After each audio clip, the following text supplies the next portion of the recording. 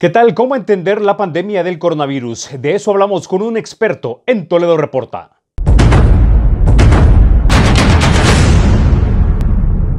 El doctor Iván Solano, infectólogo, ya nos explicó quiénes son los que deberán salir primero una vez se elimine la cuarentena en El Salvador. Ya se sabe que las personas saludables y que no están en edad de riesgo son las que deberán salir. Los adultos mayores y las personas con enfermedades crónicas deberán permanecer en casa. En esta tercera y última parte hablamos acerca de si estamos o no cerca del colapso del sistema de salud pública de El Salvador. Y eso fue lo primero que le preguntamos. En primer lugar, no tenemos datos confiables y transparentes de parte de las autoridades de salud que nos digan cuántas camas UCI todavía tenemos disponibles, cuántas camas para pacientes moderados que pueden ser manejados en otros hospitales, etc. Yo escuchaba este día, creo que el señor ministro ha estado hablando de que la capacidad de camas actualmente anda alrededor del 90%, dice, de ocupación. O sea que, según la información brindada por él, son aproximadamente 10% que nos está quedando. Y que existe un riesgo de colapso del sistema de salud. Pero bien, la otra parte. Usted cuando revisa los datos oficiales del gobierno, se da cuenta que un 78%, un 79% de todos esos casos activos a la fecha son pacientes asintomáticos y pacientes leves. El abordaje que el Ejecutivo, desde nuestro punto de vista, erróneamente ha tomado es que el 100% de pacientes COVID positivos los tiene hospitalizados.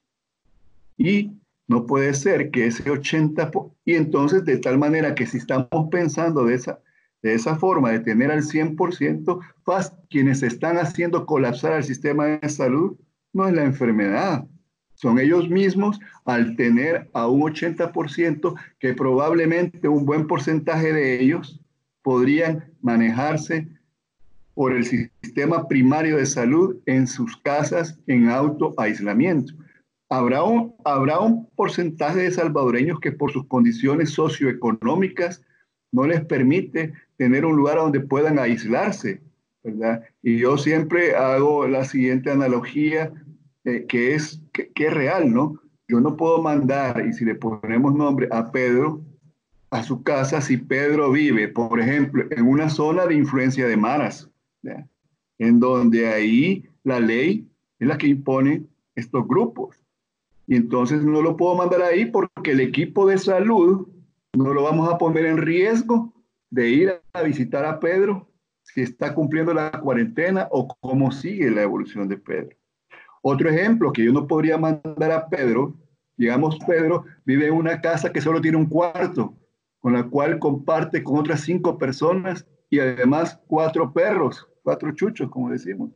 Ahí no se puede mantener, no se puede autoaislar Pedro de los demás. Estaríamos poniendo en riesgo a su familia. También sabemos que hay muchos salvadoreños, que hay salvadoreños también, y pongamos el ejemplo de nuestros hermanos que se encuentran fuera del país. Muchos de ellos tienen casas donde pueden en cuarentenarse o autoaislarse. Entonces, en ese sentido, sí se puede mejorar y se puede evitar que nuestro sistema precario, por cierto, y no de junio para acá, de junio del año pasado, sino de años, no vaya a colapsar. Pero el abordaje, la forma como lo está actualmente viendo el Ejecutivo, que es el que está comandando el manejo de la pandemia, es erróneo. Es erróneo.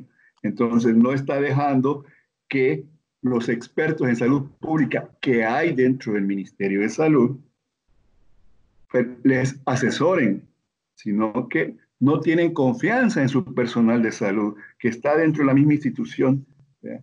Y ellos están tomando, y me refiero a ellos, al señor presidente y a su grupo cercano de familiares, que son los que están tomando la decisión, no podemos decir de otra forma esto. Ok. Bueno, muchísimas gracias, doctor Iván Solano, por habernos acompañado aquí en Toledo Reporta. Bueno, un placer y cuando quiera, pues nuevamente estamos con usted. Bueno, con esto llegamos al final de la primera entrevista de Toledo Reporta con el doctor Iván Solano, médico infectólogo de nuestro país. No me resta más que agradecerles por habernos visto y recuerden, la República es de todos y hay que cuidarla.